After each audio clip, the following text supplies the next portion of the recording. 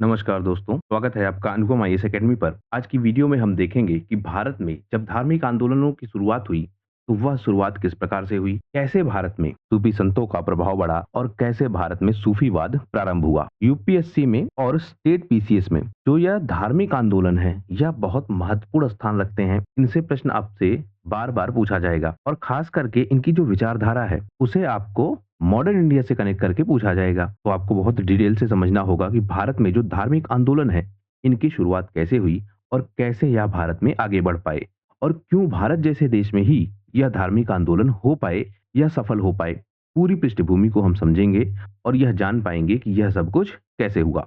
तो मैं अनुपम तिवारी स्वागत करता हूं आपका अपने इस यूट्यूब चैनल पर। आइए देखें भारत में हुए धार्मिक आंदोलनों को। सबसे पहले इनकी शुरुआत कब हुई? तो जब भी हम भारत में धार्मिक आंदोलन की बात करते हैं, तो यह हमको प्राचीन काल से मिलता है। प्राचीन काल से कब? जब भारत में वेदों की परंपरा थी या वैदिक काल था। तो उस वैदिक काल में धीरे धीरे क्या हुआ, स्पेशली जब आपका उत्तर वैदिक काल आया, तो वहां पे क्या हुआ, रूढ़िवादिता अर्थात वैदिक व्यवस्था चल रही थी, यानी वैदिक काल चल रहा था। वैदिक काल का जो अंतिम चरण है उत्तर वैदिक काल, धीरे धीरे जो कर्मकांडीय व्यवस्था है और जो ब्राह्मणवाद का विचार है, वह विचार बढ़ता रहा और इससे एक रूढ़िवादिता पैदा हो गई या फिर समाज का जो है धीरे धीरे शोषण होना शुरू हो गया। इसमें सबसे ज्यादा दिक्कत किसको थी, यानी सबसे ज्यादा प्रताड़ित कौन हो रहा था? जो एक तो वर्ण व्यवस्था बन गई थी। उस वर्ण व्यवस्था में जो आपके शूद्र हैं, उनका सबसे ज्यादा शोषण हो रहा था। इसके साथ साथ जो स्त्रियों की दशा है, वह दशा भी दयनीय होने लगी। धीरे धीरे जो हिंदू धर्म है या जो वैदिक धर्म है, उसमें ही सुधार प्रारंभ हुए या उन सुधारों की मांग हुई। तो आपके आए क्या, पुराण, उपनिषद, इन सब में सुधारों की बात की गई, यानी हिंदू धर्म में क्या सुधार किए जाने चाहिए, उनकी बात की गई। इन्होंने जो वैदिक परंपरा है या जो वेद हैं, उनको भी कहीं ना कहीं एक्सप्लेन करने की कोशिश की, क्योंकि ब्राह्मणवादी समाज ने क्या किया था, इन वेदों के जो सूत्र हैं, उन सूत्रों को अपने हिसाब से ट्रांसलेट किया था, यानी अपने हिसाब से वह लोगों को एक्सप्लेन करते थे कि वेदों में यह बात लिखी है, यह बात ठीक है, और उसी को आधार बना के लोगों का शोषण कर रहे थे। पुराणों ने और उपनिषदों ने खास करके यह बात एक्सप्लेन करने की कोशिश की कि वेदों की जो बात है उसको गलत तरीके से रिप्रेजेंट किया गया है और उन्होंने सुधारों की बात की। इनमें ही सबसे फेमस आएगा आपका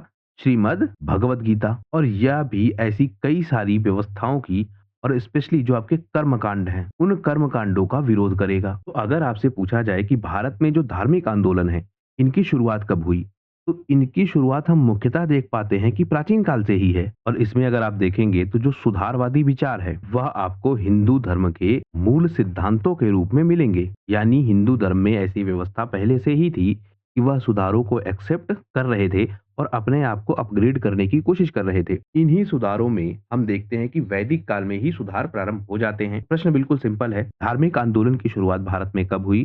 तो यह हमको प्राचीन काल से दिखता है। लेकिन मुख्यतः जब हम धार्मिक आंदोलन की बात करते हैं, उस समय हम जनरली यह देखते हैं कि जो मध्यकाल है, उसी को कहा जाता है धार्मिक आंदोलनों की शुरुआत का काल, जिसमें आपका सूफीवाद और भक्तिवाद यह सबसे फेमस है। लेकिन प्राचीन काल में ही हम देखते हैं कि हिंदू धर्म के अंदर तो सुधार हो ही रहे हैं, इसके अलावा जो हिंदू धर्म के बाहर की व्यवस्थाएं हैं या जो हिंदू धर्म से अलग हुए, जैसे बौद्ध धर्म के लोग, यह भी तो एक सुधारवादी विचार ही था। इसी तरीके से जैन धर्म, इसी तरीके से आजीवक संप्रदाय, यानी जितने भी यह अलग विचार उत्पन्न हुए या अलग व्यवस्थाएं बनाने का जो प्रयास यह हुआ, यह कहीं ना कहीं धार्मिक आंदोलन ही तो था जिन्होंने सुधार करने की कोशिश की। बेसिकली धार्मिक आंदोलन का मतलब क्या हुआ, जो आपकी धर्म व्यवस्था है या धार्मिक व्यवस्था है, उनमें सुधार करने के लिए प्रयास करना, उनमें सुधारों की शुरुआत करना। तो धार्मिक आंदोलनों की शुरुआत भारत में बहुत प्राचीन समय से हो चुकी थी। पहले ब्राह्मणवादी व्यवस्था ने खुद में सुधार करने की कोशिश की, पुराणों, उपनिषदों, भगवत गीता, मतलब इन ग्रंथों के माध्यम से। उसके बाद जो अन्य संप्रदाय भी उठे, जैसे बौद्ध धर्म, जैन धर्म, आजीवक संप्रदाय, यह भी एक सुधारवादी विचार थे, यह भी सुधार कर रहे थे भारत में। लेकिन ज्यादातर लोग क्या फोकस करते हैं, मध्यकाल को, जहाँ पे सूफीवाद और भक्तिवाद की बात की जाती है। यही सुधारों का सबसे पहला काल था, यानी धार्मिक सुधारों का यही पहला काल था। लेकिन आप ध्यान रखिएगा कि प्राचीन काल में ही धार्मिक सुधार हो रहे थे और उनकी जो व्यवस्थाएं थी, वह व्यवस्थाएं लगातार चल रही थी। इसी में एक क्रम है, यानी बौद्ध धर्म, जैन धर्म, यह सुधार हो रहे थे। इन्हीं के साथ आगे बढ़ते बढ़ते समाज में फिर से बुराइयां आई और एक क्रम बना सूफीवाद और भक्तिवाद, जिसने धार्मिक सुधारों को एक नई दिशा दी। यह शायद आप कह सकते हैं कि एक नए एंगल में यह धार्मिक सुधार प्रारंभ हुए। इनमें भी अगर आप पृष्ठभूमि समझेंगे तो एक तो भारत में आया आपका इस्लाम धर्म, और यह इस्लाम धर्म आया शासक के रूप में, यानी शासन की व्यवस्थाओं में बना इस्लाम धर्म। और जब यह शासक की व्यवस्थाओं में बना तो इसने क्या किया, जो नीतियां बनाई वह इस्लाम पर आधारित थी। इससे दो चीजें हुई, एक तो इस्लाम का प्रसार, दूसरा जो आपका हिंदू धर्म है या भारत की जो धार्मिक व्यवस्था है इसमें आपको बौद्ध और जैन भी ऐड करना होगा। इनका क्या हुआ, शोषण, और इनको धीरे धीरे परेशान किया जाने लगा। इस्लाम की जब शुरुआत हुई तो यह मूलतः कैसे हुई थी, एक समतावादी समाज के रूप में, यानी समाज में सबको बराबरी मिले, इस विचारधारा से यह प्रारंभ हुआ था। धीरे धीरे इस्लाम को आगे फैलाने की जो व्यवस्था थी वह व्यवस्था बनने लगी, और उसमें एक व्यवस्था हमने देखी थी गाजी की भावना, यानी जो व्यक्ति इस्लाम को फैलाएगा वह गाजी कहलाएगा। इसमें दो चरण है। एक चरण में आप देखेंगे कि यह अपनी नीतियों से, यह अपने विचारों से, इन सब माध्यमों से इस्लाम को आगे फैलाएंगे। वहीं जो दूसरी विचारधारा है यह क्या करेगी, शक्ति के बल पर इस्लाम को आगे फैलाएगी। अब जो यह आपकी शक्ति वाली बात है, इससे फिर क्या होगा, शोषण होगा उन लोगों का जो लोग इस्लाम में नहीं आना चाहते थे लेकिन जबरदस्ती उनको इस्लाम में डाला गया। वहीं जो नीतिगत हैं, इनमें क्या होगा, जो आपके शोषित वर्ग हैं, शोषित वर्ग कौन, जो ब्राह्मणवादी समाज है, इस ब्राह्मणवादी समाज में जो आपकी स्त्रियां हैं प्लस आपके जो निम्न वर्ग के लोग हैं, और इनमें भी सबसे ज्यादा जो आर्थिक रूप से कमजोर हैं, तो यह भी क्या करेंगे, इस्लाम को अपनाएंगे। यानी दो तरह के लोग इस्लाम में शामिल होंगे, एक अपनी मर्जी से जिनकी स्थिति ब्राह्मणवादी समाज में खराब है या उस समय की जो व्यवस्था है उस व्यवस्था में खराब है, दूसरे जिनको शक्ति के बल पर इस्लाम में शामिल किया जाएगा। अब इन्हीं के बीच का एक रास्ता है, क्योंकि एक रास्ता है आपका शक्ति, यानी एक रास्ता है आपका कठोरता का, दूसरा रास्ता है आपका सरलता का। सरलता का मतलब जो विचारों से लोगों को अपने में शामिल कर रहे हैं, इनका एक समन्वय बनेगा, और यह कहा जाएगा कि जो सरलता का मार्ग है, यानी इस्लाम की जो मूल भावना है उस मूल भावना के साथ ही इस्लाम का प्रचार प्रसार किया जाना चाहिए। यानी इस्लाम की जो व्यवस्थाएं हैं वह व्यवस्थाएं ऐसी हो चुकी हैं कि वह शोषण का कारण बनती जा रही हैं। तो इस्लाम के अंदर ही ऐसे बहुत सारे लोग खड़े होंगे जो यह चाहेंगे कि इस्लाम का सरलीकरण किया जाए, और जो मूल सिद्धांत हैं इस्लाम के उसके आधार पर समाज में संदेश दिए जाए। तो वहां पर शुरू होगा सूफीवाद। आप शायद पूरी पृष्ठभूमि समझ चुके होंगे। अब हम तथ्यों को देख लेते हैं जो परीक्षाओं में आपसे पूछी जाती हैं। तो अगर हम देखें कि शुरुआत कब हुई, तो वैदिक काल में ही हमको दिखता है। बौद्ध धर्म और जैन धर्म इसी का एक परिणाम है। फिलहाल तीन चरणों में हम इसको बांट सकते हैं। पहला चरण धार्मिक आंदोलनों का काल जो है वह क्या है, प्राचीन काल। इस समय बौद्ध धर्म और जैन धर्म आए, और इन्होंने क्या किया, जो वर्ण व्यवस्था है, कर्मकांड है, उनका विरोध किया, और यह बताया कि जो सामाजिक व्यवस्था बने वह सरल बने, और जो व्यवहारिक धर्म है यानी कर्मकांडी व्यवस्था ना होकर जिसको हर व्यक्ति अपना पाए, ऐसी व्यवस्थाएं समाज में बननी चाहिए। फिर जब मध्यकाल आया, यानी 8वीं से लेकर 17वीं शताब्दी के मध्य का काल, इस समय समाज में फैली जो बुराइयां हैं, यानी जो जात पात की व्यवस्था है, अंधविश्वास है, कर्मकांड है, इनके खिलाफ फिर से विरोध प्रारंभ हुआ। अब देखिए, पहली जो व्यवस्था है वह थी आपकी वर्णवादी व्यवस्था, और उसमें जो सुधारों की मांग थी वह होने लगी। दूसरी व्यवस्था क्या है, जातिवादी व्यवस्था। अब इस जातिवादी व्यवस्था में भी सुधारों की मांग होने लगेगी। तो यह मध्यकाल में अंतर है। इसमें जो संत आए, जैसे दक्षिण भारत का जो क्षेत्र है वहां पर शंकराचार्य, अद्वैत वेदांत, फिर रामानुजाचार्य जो कि विशिष्टाद्वैतवाद की बात करते थे, बसवन्ना जो लिंगायत समुदाय से थे। तो बहुत सारे ऐसे संत आए जो यह बात करते थे कि इनमें सुधारों की आवश्यकता है। अब आपको यह नाम याद रखने होंगे, और यह किससे जुड़े हैं, जैसे शंकराचार्य अद्वैत वेदांत से जुड़े हैं, यह आपको ध्यान रखना होगा। रामानुजाचार्य विशिष्टाद्वैतवाद से जुड़े हैं, यह भी आपको ध्यान रखना होगा, यह पूछा जाता है। तो बहुत सारे संत आए दक्षिण भारत के क्षेत्र में। इसी तरह से जो उत्तर भारत का क्षेत्र है, यहाँ पर भी बहुत सारे संत आए, जैसे कबीर, तुलसीदास, सूरदास, मीराबाई, गुरु नानक देव। तो संतों ने बहुत काम किया, और इन लोगों ने प्रभावित किया लोगों को, और इनमें भी क्या था, यह बात करते थे लोगों की आम भाषा में। वहीं जो आपकी परंपरागत व्यवस्था थी, यानी जो परंपरागत इस्लाम व्यवस्था थी, वह क्या करती थी, फारसी को अपनी लैंग्वेज बनाती थी। वहीं जो परंपरागत ब्राह्मणवादी व्यवस्था थी, वह व्यवस्था कहती थी कि संस्कृत जो है वह भाषा होनी चाहिए, या वह आधिकारिक भाषा होनी चाहिए। प्रॉब्लम इसमें क्या थी, जो आम लोग हैं वह ना तो ठीक से फारसी को समझते थे, ना वह ठीक से संस्कृत को समझते थे। तो जब यह संत आए, चाहे वह दक्षिण भारत के क्षेत्र में, चाहे वह उत्तर भारत के क्षेत्र में। उन्होंने आम जनमानस की भाषा में बात किया, जिससे लोगों तक उनकी बात बहुत सटीक तरीके से पहुंची। दूसरे, वह बहुत सामान्य नियमों की बात करते थे। वह न तो कर्मकांडों की बात करते थे, ना किसी रूढ़िवादी विचार की बात करते थे, ना किसी बड़े आयोजन की बात, बहुत बड़े खर्चे की बात, इस तरह की कोई भी बात नहीं करते थे। वह एक सरल भावना के साथ आगे आते थे। इससे लोगों ने इन्हें एक्सेप्ट किया। यानी यह कहते क्या थे कि ईश्वर से अगर जुड़ना है तो वह कर्म कांडों से नहीं जुड़ा जा सकता है। इसी तरह की बात आपकी भगवत गीता भी करती है। उसमें भी यही बात है कि कर्मकांडी व्यवस्था से ईश्वर को आप नहीं पा सकते या ईश्वर से खुद को नहीं जोड़ सकते। और इसी तरह की बात यह संत भी करेंगे। यह कहेंगे कि आप ईश्वर से भावनाओं से जुड़ सकते हैं, भक्ति के द्वारा जुड़ सकते हैं। आप कर्म कांड करके ईश्वर से नहीं जुड़ सकते हैं या ईश्वर आप तक नहीं पहुंच सकते हैं अगर आप बहुत सारे कर्मकांड करते हैं। तो कर्मकांडों का विरोध है। अब इनका विरोध क्यों है? एक तो जो आपके यह कर्मकांड है, यह कर्मकांड कैसे हैं? खर्चीले हैं। मतलब अगर आपको इनका आयोजन करना है तो आपको बहुत सारा धन खर्च करना होगा। दूसरे, इन कर्मकांडों ने क्या किया? जो ब्राह्मणवादी समाज है, क्योंकि इन कर्मकांडों को करवाएगा कौन? यही ब्राह्मणवादी समाज। ब्राह्मण जाके ही करेंगे। तो क्या हुआ कि जो ब्राह्मणवादी समाज है, इन्होंने इन कर्मकांडों के माध्यम से प्रभाव बढ़ाया। दूसरा जो खर्च है इन कर्मकांडों का, उससे समाज का जो वर्ग है उसकी आर्थिक स्थिति भी प्रभावित हुई। यानी हर व्यक्ति कर्मकांड नहीं कर पा रहा था। और जो अंतिम लक्ष्य होता है जीवन का, वह क्या था? मोक्ष। तो मोक्ष को पाना या मुक्ति को पाना, यह अंतिम लक्ष्य था। और यह जो व्यवस्थाएं बनी हुई थी, यह क्या कह रही थी कि आप कर्मकांड करिए, आपको मोक्ष मिलेगा। लेकिन हर व्यक्ति कर्मकांड नहीं कर पा रहा था, तो उन्हें भी मोक्ष चाहिए था।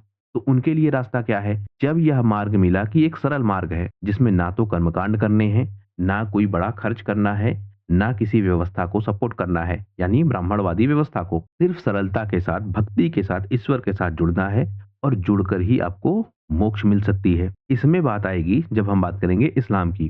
तो इस्लाम में मोक्ष तो है नहीं, लेकिन वहां भी बात क्या है? जन्नत की, यानी स्वर्ग की एक तरीके से बात है। तो जन्नत पाने के लिए भी लोग इन भक्ति मार्गों को अपनाने लगे और सूफी संतों का प्रभाव बढ़ता गया। इनकी शुरुआत कब हुई? हम देखते हैं कि जब मध्यकालीन भारत है, लेकिन आप ध्यान रखिएगा कि भारत में इनकी शुरुआत बहुत पहले से ही हो चुकी है। तो जो मध्यकालीन भारत है या जो मध्यकालीन भारत का समय है, उस समय जो इस्लाम है वह धीरे धीरे आगे बढ़ने लगा। और यह सूफी आंदोलन उसी समय हमको दिखते हैं। इसने मानवता पर जोर दिया, प्रेम की बात की, सहिष्णुता की बात की। इनमें कुछ संत भी आए, जैसे हमने रामानुजाचार्य को देखा, हमने कबीर को देखा, गुरु नानक देव जी को देखा। तो उसी तरह से कुछ सूफी संत भी आए, जैसे ख्वाजा मोइनुद्दीन चिश्ती, निजामुद्दीन औलिया। इन्होंने भी धर्म को आगे बढ़ाया। और बेसिकली यह बात क्या करते थे? एकता की बात करते थे और मानव प्रेम की बात करते थे। यह बात जो आम जनमानस है उसको काफी अच्छे से समझ में आई और धीरे धीरे इनका प्रचार प्रसार बढ़ने लगा। एक चरण और आया। कौन सा चरण? जो आधुनिक भारत है, उसमें भी हमको दिखा कि जो धार्मिक सुधार हैं और जो सामाजिक सुधार हैं, उनकी मांग बढ़ने लगी। अब जो यह सुधार हैं, यह कैसे थे? भारत में आए विदेशी और इन विदेशियों में आप सबको जोड़ेंगे।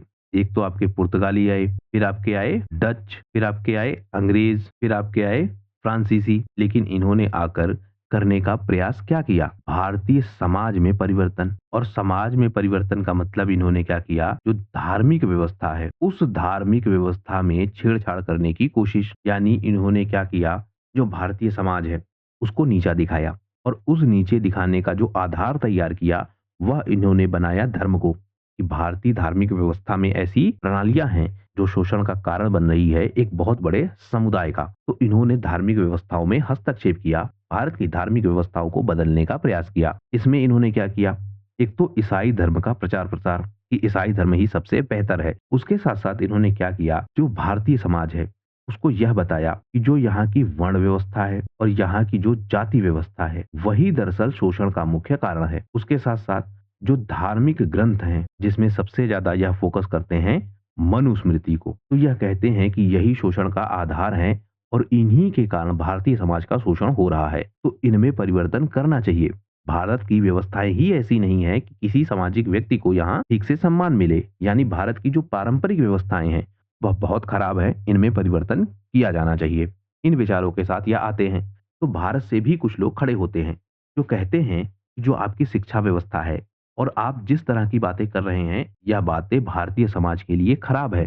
वह बताते हैं कि भारतीय समाज प्रारंभ से लेकर ही कितना महान था। हमने बौद्ध धर्म को अपनाया, हमने जैन धर्म को अपनाया, हमने हिंदू धर्म के अंदर भी बहुत सारे सुधार किए। हमने ब्राह्मणवादी व्यवस्था का विरोध सबसे पहले हिंदू धर्म के अंदर किया। हमने बहुत सारे ऐसे परिवर्तन खुद में किए जिसने हमारे समाज को मजबूत बनाया। तो हम बहुत पहले से ही बहुत मजबूत थे। बात बिल्कुल सही थी। तो इस तरह की जब बातें होने लगी तो इन्हें कहते हैं आधुनिक सुधार आंदोलन। तो इन्होंने क्या किया? पाश्चात्य शिक्षा का विरोध किया और जो आधुनिकता है उसके साथ भारतीय समाज में सुधार करने की कोशिश की। इसमें भी कई आंदोलन हुए, जैसे ब्रह्म समाज, जिसको प्रारंभ किया राजा राम मोहन राय ने, प्रार्थना सभा गोविंद रानाडे, आर्य समाज स्वामी दयानंद सरस्वती और रामकृष्ण मिशन स्वामी विवेकानंद। तो अब यह आधुनिक भारत के प्रमुख आंदोलन हैं जिन्होंने धार्मिक व्यवस्थाओं में सुधार करने की कोशिश की या फिर भारतीय समाज में सुधार करने की कोशिश की। अब यह क्यों उभरा है? क्योंकि पाश्चात्य शिक्षा भारत में फैल रही है और वह अपना प्रभाव बढ़ाकर भारतीय समाज को नीचा दिखाने की कोशिश कर रहे हैं और हर तरीके से यह साबित करने की कोशिश कर रहे हैं कि भारतीय समाज खराब है। उसके विरोध में यह आंदोलन है। तो अगर हम मोटा-मोटा समझे कि इन आंदोलनों की या फिर भारत में जितने भी धार्मिक आंदोलन हुए, चाहे वह प्राचीन काल में, चाहे वह मध्यकाल में, चाहे वह आधुनिक काल में, उनके पीछे कारण क्या है?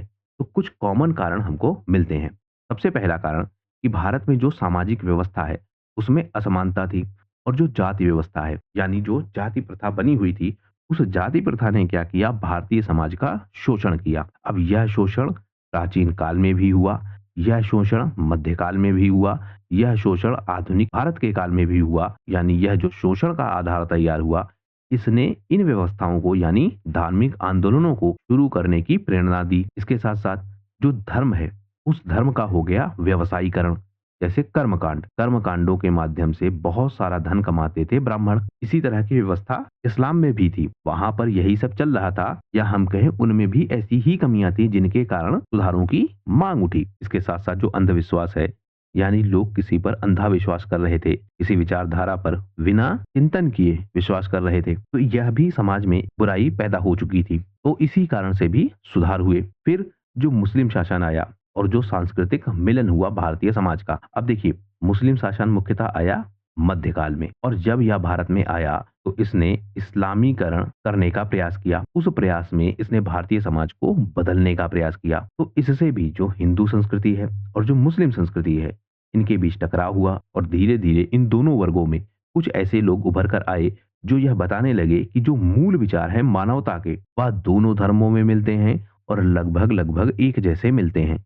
तो जब यह मूल विचार टकराए, यानी जैसे इस्लाम में व्यवस्था क्या थी कि सबको समान स्थान मिले, हिंदू धर्म में भी यही व्यवस्था थी कि सबको समान अवसर मिले। यानी कोई व्यक्ति क्षत्रिय भी हो सकता है, कोई व्यक्ति शूद्र भी हो सकता है, कोई व्यक्ति ब्राह्मण भी हो सकता है। तय कैसे होगा कि कोई व्यक्ति किसी वर्ण में है? वह उसके कर्म पर डिपेंड करेगा। हम वैदिक परंपरा में देखते हैं कि हमको ऐसे परिवार भी मिलते हैं जिसमें एक ही परिवार में कई वर्ण के लोग हैं। यानी एक ही परिवार में एक व्यक्ति अगर पूजा पाठ कर रहा है या शिक्षा का काम कर रहा है तो वह क्या है? ब्राह्मण है। कोई व्यक्ति सैनिक है तो वह क्या है? क्षत्रिय है। कोई व्यक्ति व्यवसाय कर रहा है तो वह क्या है? वैश्य है। कोई व्यक्ति सर्विसेज में लगा हुआ है, सेवा कर रहा है, तो वह क्या है? शूद्र है। तो एक ही परिवार में हमको कई सारे वर्ण दिखते हैं। यह व्यवस्था थी। तो इन दोनों ने यानी मुस्लिम धर्म ने भी और जो हिंदू धर्म है, इन्होंने अपने मूल विचारों को आपस में मिलाया और एक नए मार्ग का प्रारंभ किया। इसके बाद देखें,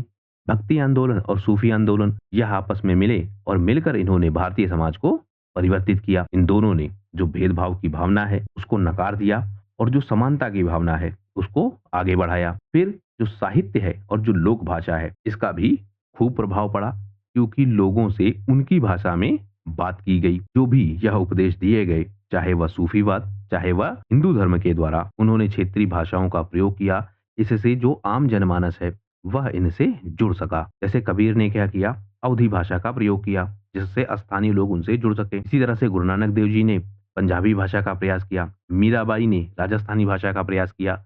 तो इन्होंने आम लोगों से जुड़ने का प्रयास किया और उनकी भाषा में जुड़ने का यह प्रयास किया गया। तो इससे भी आम लोग इनसे जुड़ते रहे और धार्मिक आंदोलन भारत में आगे बढ़ते रहे। तो क्या था?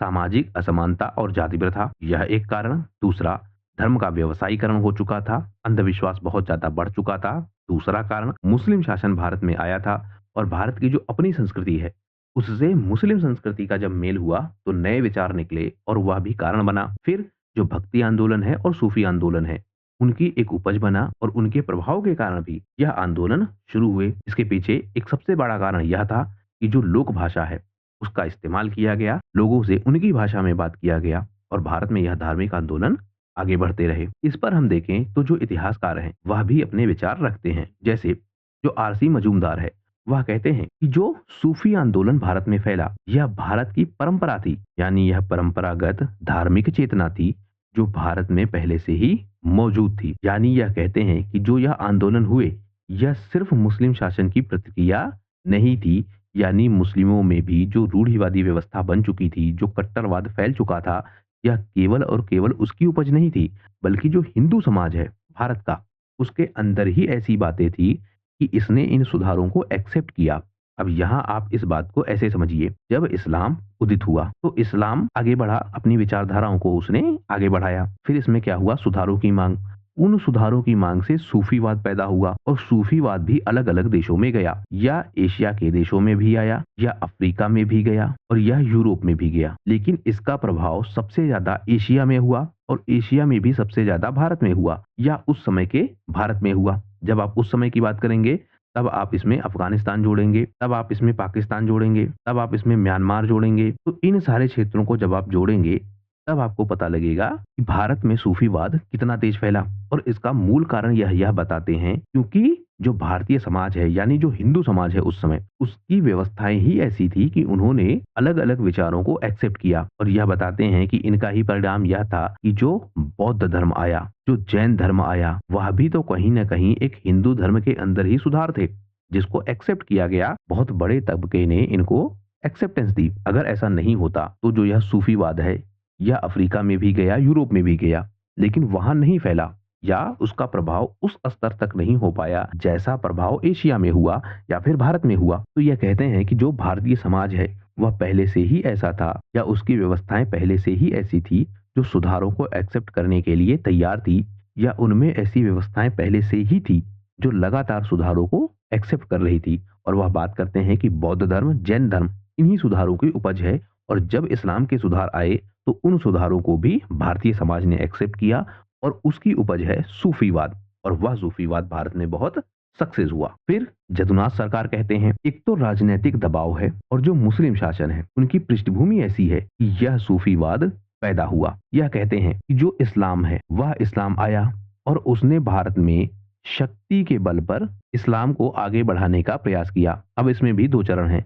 जैसे अगर आप उत्तर भारत का क्षेत्र देखेंगे और स्पेशली उसमें हम बात करें जो कश्मीर का क्षेत्र है, जो पंजाब का क्षेत्र है, वहां पर जब स्टार्टिंग फेज में आया था इस्लाम, हम पंजाब की जब बात कर रहे हैं तो यहाँ पर जो पूर्व का पंजाब है, यानी पाकिस्तान वाला भी प्लस इंडिया वाला भी, तो हम दोनों पंजाबों की बात कर रहे हैं। तो उत्तर भारत में जब इस्लाम आया तो इन क्षेत्रों में जो इस्लाम फैला वह मुख्यतः कैसे फैला कि जो शोषण के शिकार लोग थे वह इनमें शामिल होने लगे, स्पेशली कश्मीर में, यानी जिनका शोषण हो रहा था भारतीय व्यवस्थाओं के तहत, वह लोग चले गए इस्लाम में। लेकिन फिर इस्लाम ने क्या किया, शक्ति के बल पर इस्लाम को आगे फैलाया। जब इसने शक्ति के बल पर फैलाया तो क्या हुआ, विरोध पैदा, और इस विरोध ने क्या किया, राजनीतिक संकट खड़ा किया। तो अब जो इस्लाम के लोग हैं इन्होंने क्या किया, इन सुधारों को एक्सेप्ट किया। कौन से सुधार, सूफीवाद के सुधारों को।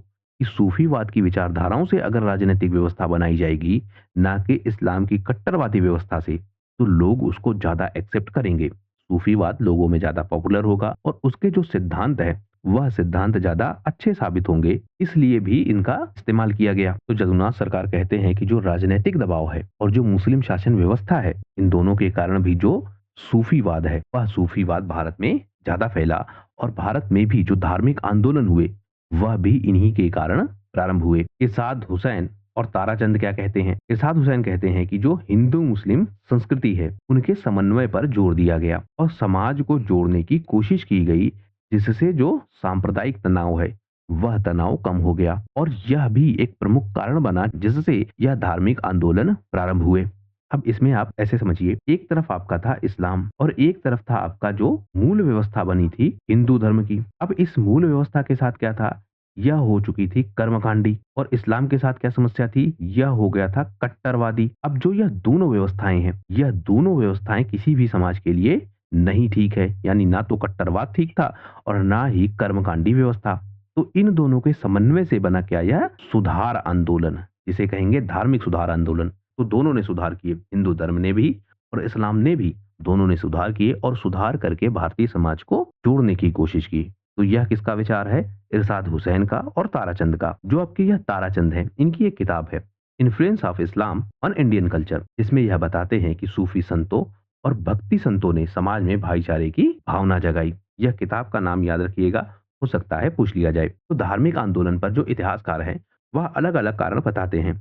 मजूमदार कहते हैं कि भारत में यह व्यवस्था पहले से थी। यदुनाथ सरकार कहते हैं कि परिस्थिति ऐसी थी कि ऐसे आंदोलन आगे बढ़ सके। इरशाद हुसैन और ताराचंद कहते हैं कि भारतीय समाज ऐसा बन चुका था, इस्लाम की कट्टरवादी व्यवस्था और हिंदू धर्म की कर्मकांडी व्यवस्था, जिसने बीच का एक मार्ग ढूंढने की कोशिश की, और इन्हीं की उपज थी धार्मिक आंदोलन। डॉक्टर इरफान हबीब कहते हैं, यह कहते हैं कि जो समाज का एक बड़ा तबका है, वह आर्थिक शोषण का शिकार था, और उस आर्थिक शोषण के शिकार लोगों ने एक अवसर देखा जब इन धार्मिक आंदोलनों ने उन्हें एक मार्ग दिखाया। हिंदू धर्म में भी और इस्लाम धर्म में भी जब सुधारों की बात हुई, तो उन सुधारों को लोगों ने अपनाया, क्योंकि जो निम्न वर्ग के लोग हैं और जो स्त्रियां हैं, वह शोषण का शिकार थी और उन्होंने इसको एक्सेप्ट किया।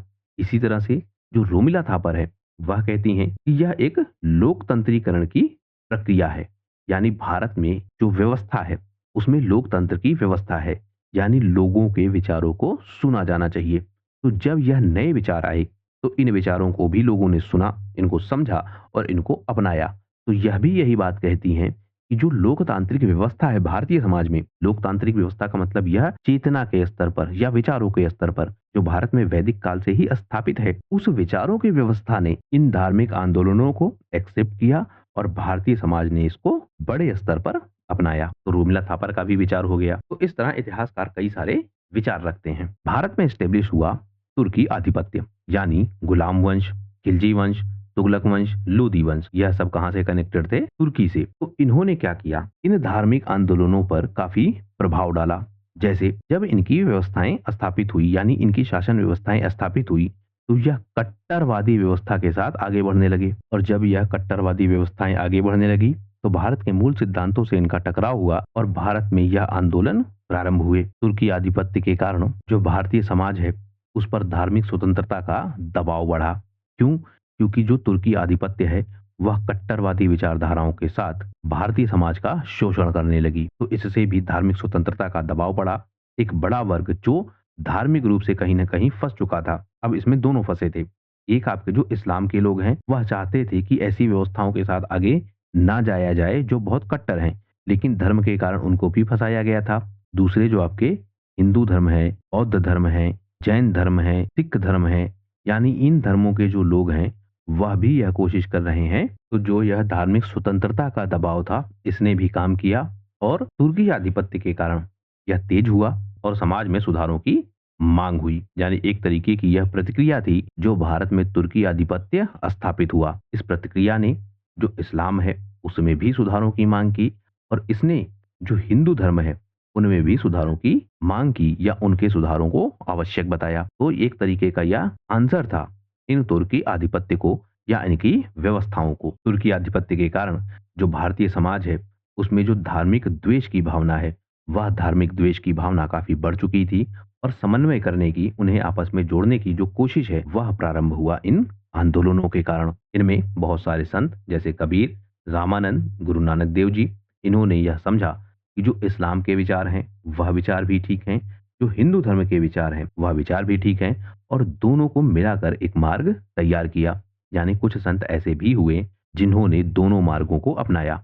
अब इसमें आप अंतर ध्यान रखिएगा, कुछ संत आपको ऐसे मिलेंगे, स्पेशली जो दक्षिण भारत का क्षेत्र है वहां पर, जो कहेंगे कि जो मूल विचार हैं हिंदू धर्म के, वह विचार ही सबसे अच्छे हैं और उनके आधार पर ही वह भारतीय समाज को ठीक करने की कोशिश करेंगे या उनके आधार पर ही धार्मिक आंदोलन करेंगे। वहीं कुछ लोग ऐसे होंगे जो इस्लाम के भी विचारों को अपनाएंगे, उनसे भी जो अच्छी बातें हैं उनको अपनाएंगे, और हिंदू धर्म की जो अच्छी बातें हैं उनको अपनाएंगे। दोनों को मिलाकर एक नई व्यवस्था के तहत आंदोलन करेंगे और एक नए मार्ग को तैयार करेंगे। तो तुर्की आधिपत्य का प्रभाव कुल मिलाकर यह पड़ा कि जो मुस्लिम शासन की कट्टरवादी विचारधारा थी, उस कट्टरवादी विचारधारा के विरोध में लोगों में यह चाहत थी कि वह धार्मिक रूप से स्वतंत्र हो उन विचारों ने, और इनको आंसर देने के लिए एक नया मार्ग तैयार किया गया, जिस नए मार्ग ने इन धार्मिक आंदोलनों की पृष्ठभूमि तैयार की। लेकिन अगला सवाल यह कि यह जो सूफी संत हैं, यह भारत में ही क्यों आए? क्योंकि इनका जो उदय है वह मध्य एशिया में हुआ, यानी सूफीवाद का उदय मध्य एशिया में हुआ। तो मध्य एशिया में जो सूफीवाद है वह उतना प्रभावशाली नहीं रह पाया, जबकि भारत में वह ज्यादा प्रभावशाली हुआ। तो इस विषय पर अभी हमने पीछे चर्चा की है कि भारतीय समाज में पहले से ही ऐसी व्यवस्थाएं थी, या भारतीय समाज पहले ही ऐसे सिद्धांतों पर स्टेब्लिश था कि इन्होंने सूफी संतों के विचारों को अपना लिया। मध्य एशिया में इनको बहुत ज्यादा उत्पीड़न सहना पड़ा, खास करके जो अरब का क्षेत्र है वहां पर जो कट्टरवादी इस्लाम धर्म है, इन्होंने इन सूफी संतों को खूब सताया, उनको वहां से मारा पीटा, और वह परेशान होकर अंततः भारत की तरफ चले आए। जब भारत में यह आए तो यहाँ की जो विविधता है, यहाँ की जो सहिष्णुता की नीति है, यानी दूसरों को सहने की नीति, और यहाँ की जो व्यवस्थाएं हैं जहाँ पर अलग अलग धर्मों को संरक्षण मिला हुआ है, अलग अलग धर्म अपनी विचारधाराओं को रख सकते हैं। जब यह इनको भारतीय समाज में मिला तो इन्होंने भारतीय समाज में अपना प्रभाव बढ़ाना प्रारंभ किया, और जब यह मैसेज गया कि एक ऐसा भी समाज है जो हर तरह के विचारों को कम से कम सुनने के लिए तो तैयार है, और अगर उसके विचार अच्छे हैं तो उनको अपनाने के लिए भी तैयार है, यह बात जब फैली तो यह भारत में तेजी के साथ आने लगे। भारत में जो तुर्की शासन स्टेब्लिश हुआ था, यानी जो इस्लाम धर्म स्टेब्लिश हुआ था, हमने यह देखा कि राजनीतिक परिस्थितियां ऐसी बन चुकी थी कि इन्हें भी एक ऐसे धर्म के साथ आगे बढ़ना था जो सहिष्णुता की नीति पर चले। तो राजनीतिक दबाव के कारण जो यह तुर्की शासक है, इनमें से कुछ शासक संरक्षण देते हैं, और उस संरक्षण के तहत भी इन सूफी संतों का भारत में प्रभाव बढ़ता है। तो एक कारण यह भी है कि जो सूफी संत है वह भारत में आगे बढ़ सके। जो सामाजिक स्तर है उस पर यह तेजी से काम करने लगे, यानी जो समाज का वर्ग है उस वर्ग पर यह काम करने लगे। इसमें जो निम्न वर्ग के लोग हैं, मध्यम वर्ग के लोग हैं, और जो उच्च वर्ग के लोग हैं, इन तीनों वर्गों के लोग इनसे जुड़ने लगे, और इन्होंने लोक भाषाओं का प्रयोग किया, जिससे आम जनमानस इनसे और तेजी के साथ जुड़ सका, यानी सामाजिक स्तर पर भी इनका जुड़ाव स्टेब्लिश हुआ, और यह भारतीय समाज में डेवलप कर सके। अब हम देखें कि जो भक्ति आंदोलन शुरू हुआ उसके कारण क्या है। हमने सूफीवाद को तो ठीक से समझ लिया कि वह क्यों शुरू हुए, तो भक्ति आंदोलन क्यों शुरू हुए हमने यह भी देखा कि जो कर्मकांडी व्यवस्था है भारतीय समाज में, और जो ब्राह्मणवादी नियंत्रण की बात है, इसका विरोध तो वैदिक काल से ही हो रहा था, यानी उत्तर वैदिक काल में ही ऐसे हमको साक्ष्य मिलते हैं, ऐसे हमको विचार मिलते हैं, ऐसे हमको ग्रंथ मिलते हैं जो यह बताते हैं कि कर्मकांड ठीक नहीं है, और जो ब्राह्मणवादी व्यवस्था है जिसने वर्ण व्यवस्था को जन्म आधारित बना दिया है, वह व्यवस्था ठीक नहीं है। तो प्रारंभ से ही इनका विरोध हो रहा था, और जब यह और जटिल हो गया तो भारतीय समाज ने इसका विरोध किया। भारतीय समाज ने, या फिर उस समय के जो भक्ति आंदोलन है, उसने कहा कि ईश्वर को पाने का हक सबको है, इसके लिए ना किसी पंडित की जरूरत है, ना किसी मंदिर की जरूरत है। यानी पंडितों ने और ब्राह्मणों ने क्या किया था, यज्ञ, पूजा, वेद, संस्कृत, इन सब का प्रयोग करके जो ईश्वर को पाने का मार्ग है उस मार्ग को काफी कठिन बना दिया था, या लोगों में यह संदेश दे दिया था कि यह मार्ग कठिन है, इन पर ही चलकर, यानी इनकी व्यवस्थाओं के तहत ही चलकर ईश्वर तक पहुंचा जा सकता है। लेकिन भक्ति आंदोलन ने क्या किया, ईश्वर को पाने का हक सबको है, और ना किसी पंडित की जरूरत है, ना किसी मंदिर की जरूरत है, इस विचार के साथ आगे बढ़े, और लोगों ने इन विचारों को एक्सेप्ट किया। खास करके जो समाज में शोषित वर्ग था, भारतीय समाज में जातिवाद और सामाजिक भेदभाव काफी जटिल स्थिति में था, और इन्होंने भी आधार तैयार किया, स्पेशली जो शूद्रों की दशा है और जो स्त्रियों की दशा है, इन्होंने आधार तैयार किया, और भारतीय समाज ने भक्ति आंदोलन को भी एक्सेप्ट किया। यह कहते हैं कि चाहे वह चमार हो, चमार का मतलब निम्न जाति का लोग या तथाकथित निम्न जाति का लोग, चाहे वह जुलाहा हो, चाहे वह नाई हो, भक्ति आंदोलन के तहत यह कहा गया कि भगवान सबके हैं। वहीं जो ब्राह्मणवादी व्यवस्था थी उसने क्या किया था कि जो निम्न वर्ग है उसको ईश्वर से दूर करने का प्रयास किया था। जो शूद्र हैं उनको ना तो मंदिर जाने की अनुमति थी, उनको ना तो धार्मिक ग्रंथ छूने की अनुमति थी, यानी कर्मकांडी व्यवस्था में उनको बाहर कर दिया गया था। और उसके साथ साथ जो कर्मकांडी व्यवस्था है वह बहुत खर्चीली थी, तो उन कारणों से भी वह बाहर हुए। और जो भक्ति आंदोलन है वह बात करता है कि ना तो किसी पंडित की जरूरत, ना किसी मंदिर की जरूरत, ना किसी जाति व्यवस्था की जरूरत, ना किसी धार्मिक ग्रंथ की जरूरत। यानी आप अपने अंदर ही ईश्वर को ऐसा महसूस कर सकते हैं या आप अपने अंदर ही ईश्वर को पा सकते हैं। यह विचार फैलने लगे और इन विचारों ने आम जनमानस को जोड़ा और भक्ति आंदोलन भारत में फैलने लगा। जैसे संत कबीर कहते हैं, जाति न पूछो साधु की, पूछ लीजिए ज्ञान, मोल करो तलवार का, पढ़ रहें दो म्यान।